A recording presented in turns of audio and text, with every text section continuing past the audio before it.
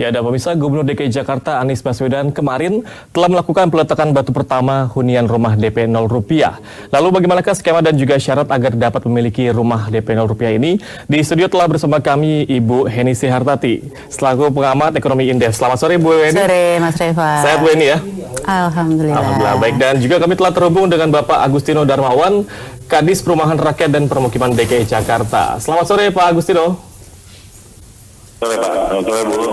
Sehat Pak Agustino? Ya. Ya, terima kasih telah bergabung bersama kami di Studio Jat TV, Bu Eni. Ya. Sebelum ke Bu Eni, kita ke Pak Agustino. Bagaimanakah Pak sebenarnya skema dari rumah DP 0 rupiah ini? Skema PP Pak, skema FPP. Jadi ini hanya dikhususkan untuk yang masyarakat berpenghasilan rendah dengan gaji maksimum 7 juta. Halo? Baik. 7 juta. Nah, rate daripada pembiayaannya itu 5% bunga-bunganya itu Pak, 5% bunga. Kalau DP-nya kan memang ditanggung oleh pemerintah. Baik. DP 5% itu tetap ditanggung oleh si konsumen gitu. Jadi hanya berapa persen ini Pak yang ditanggung oleh pemerintah, hanya berapa persen Pak Agustino? Yang DP-nya aja. Kalau misalnya bunganya diperlakukan normal 10% misalnya, berarti 5%-nya kita cover gitu. 5% tetap gitu kepada si konsumen. Lalu syarat apa saja Pak yang harus dipenuhi oleh masyarakat yang memang ingin memiliki rumah DP 0 rupiah ini? Syarat yang dikeluarkan oleh Kemen PUPR, ya, dia harus sudah menikah dan umur di atas 21 tahun atau 21 tahun dan belum pernah mendapatkan kemudahan dalam kepemilikan rumah dari pemerintah. Ya, kemudian kalau untuk di DKI sendiri kami persyaratkan dia harus memiliki KTP DKI. Baik, dan secara tidak langsung berarti bisa dikatakan bahwa rumah DP 0 rupiah ini disubsidi oleh Pemprov DKI Jakarta, begitu?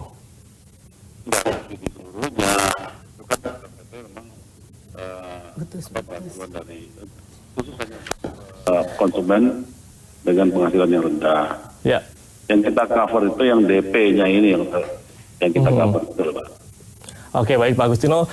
Bu Eni, bagaimana Anda melihat program pemerintah DKI Jakarta ini mengenai rumah DP 0 rupiah ini? Ya, pertama saya akan mulai begini.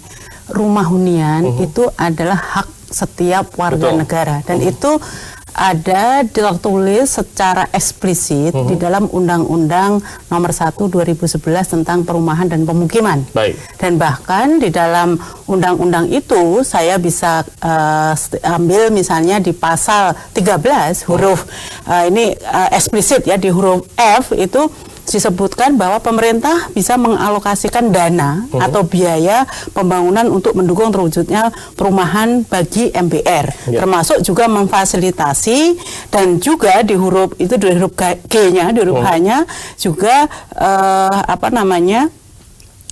bisa memfasilitasi pelaksanaan kebijakan dan strategi untuk mewujudkan perumahan untuk pemenuhan masyarakat berpenghasilan rendah ini. Baik. Nah, artinya apa?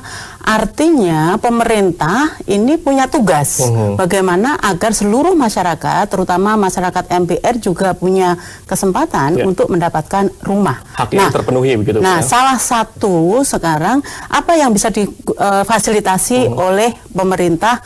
Pemerintah ini dua sebenarnya yang diadres dari undang-undang ini, baik pemerintah pusat maupun pemerintah daerah.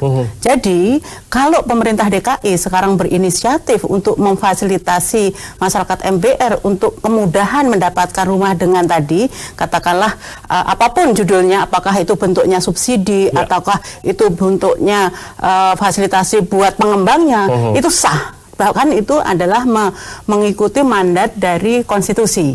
Nah, jadi yang harus sekarang dipastikan bahwa kebijakan ini justru kebijakan yang justru kebijakan yang tepat untuk masyarakat. Cuman persyaratannya memang ini yang harus betul-betul dijaga nanti oleh Pak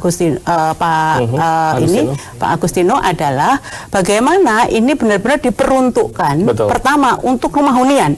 Jangan sampai hanya untuk investasi. Sasaran begitu ya. Jadi benar-benar harus untuk yang belum memiliki rumah. Baik. Nah, kedua juga yang benar-benar MBR, apakah persyaratan batasnya itu 7 juta ke bawah penghasilannya? Ya. Dan mungkin juga yang harus diverifikasi juga persoalan ber-KTP DKI. Kalau KTP-nya baru katakanlah 1 hari, jangan gitu. Baik. Kan ini harus ada prioritas dulu, minimal yang harus diprioritaskan yang memang benar-benar penduduk DKI. Jangan sampai ini ada penumpang gelap gitu tiba-tiba ngurus KTP DKI untuk mendapatkan fasilitasi itu gitu.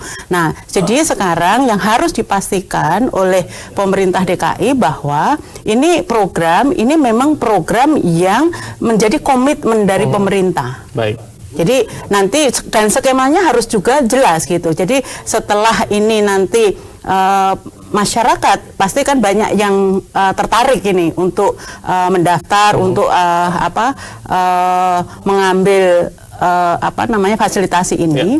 Nah, nanti bagaimana skemanya ke depan itu juga harus jelas, katakanlah dengan harga 180 sampai range 300 itu tadi. Oke, sekarang DP-nya 0% gitu. Nah, bagaimana nanti formulasi angsurannya? Baik. Gitu. Ya, baik Bu, ini kita akan lanjutkan perbincangan kita, namun kita harus jeda sejenak. Tetap bersama kami di Ada Berita Petang. Ya, terima kasih Anda masih bersama kami di Ada Berita Petang, dan kami akan melanjutkan perbincangan mengenai rumah DP 0 rupiah. Baik Pak Agustino, tadi Anda mengatakan maksimum pendapatan 7 juta rupiah. Lalu bagaimanakah agar hal ini atau program ini bisa dapat tepat sasaran begitu Pak Agustino? Karena itu kan jelas nanti kan akan diteliti di konsumen itu Pak. Kita akan teliti. Jadi nggak salah. Jadi nggak asal-asalan gitu. Ya, Pak Agustino. Ya. Agak terganggu kayaknya. Ya, baik Pak. Bu, ini sebenarnya menurut Anda bagaimanakah cara agar... Ya, Pak Agustino, apakah dapat mendengar kami? Ya, baik Pak Agustino, tadi bagaimanakah cara untuk menjaga agar maksimum 7 juta ini bisa tepat sasaran kepada masyarakatnya ini Pak?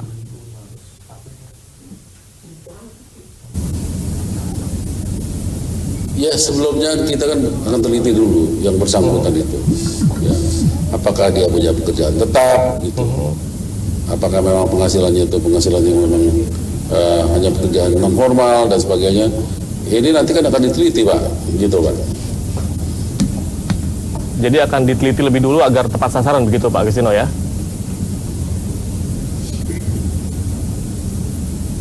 Iya, betul Pak. Baik. Dan bagaimanakah dengan proses perseleksian ini Pak?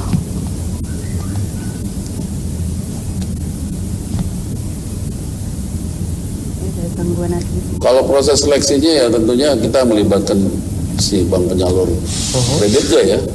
Dia akan lebih jeli tentunya. Karena bebannya akan terpikul oleh bank penyalur kredit gitu Pak. Baik. Dan nantinya sistem angsuran ini sendiri bagaimana Pak Agustino?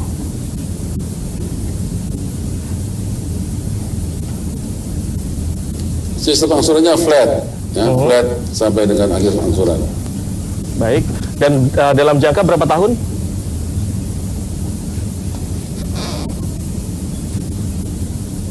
Tenornya itu bisa ada yang tergantung Pak. Kalau misalnya dia maksimum 20 tahun misalnya, bisa juga 15 tahun. Kalau memang dia sanggup mengangsur lebih daripada angsuran yang 20 tahun, bisa 15 tahun, bisa 20 tahun, bisa juga 10 tahun gitu. Baik, jadi maksimal di 20 tahun begitu Pak Agustino ya? Ya, dan lalu kira-kira nih mulai kapan nih Pak Agustino proses pendaftaran program DP 0 rupiah ini bisa dilakukan oleh masyarakat?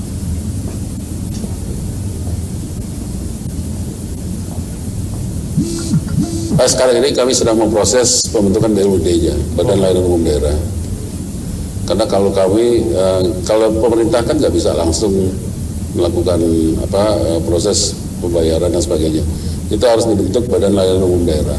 Saat ini kami masih proses. Oke. Ya baik Bu, ini bagaimana tanggapan Anda mengenai hal ini? Iya.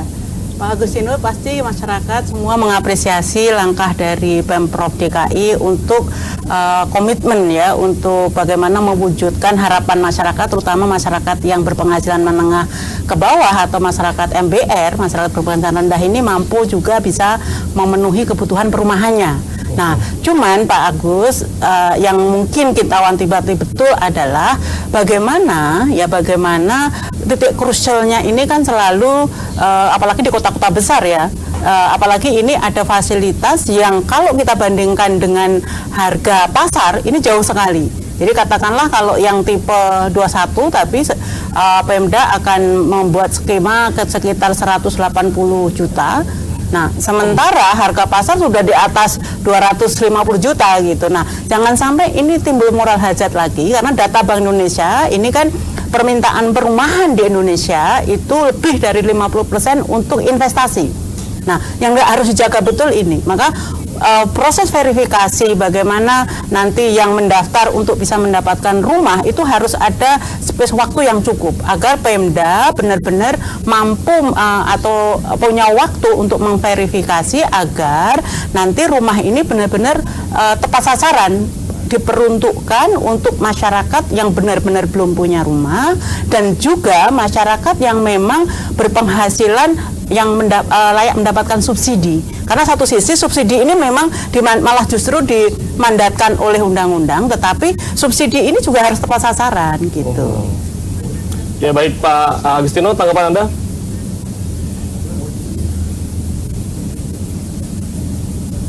Iya, itu saya sepakat sekali dengan Ibu ya.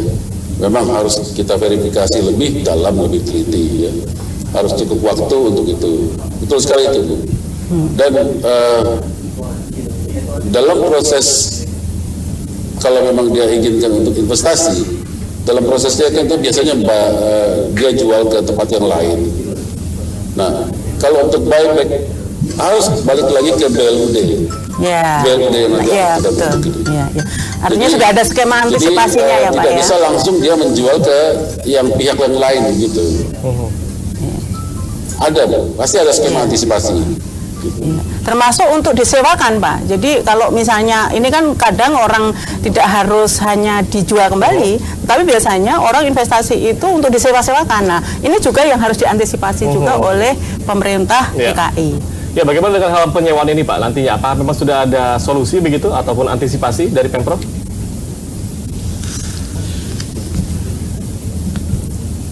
Pasti ketahuan. Jadi pengalaman kami di Rusunawa pun seperti itu. Ya. Ada yang dia dapatkan Rusunawa, tapi tidak ditinggalin, dia sewa-sewakan, itu pasti ketahuan.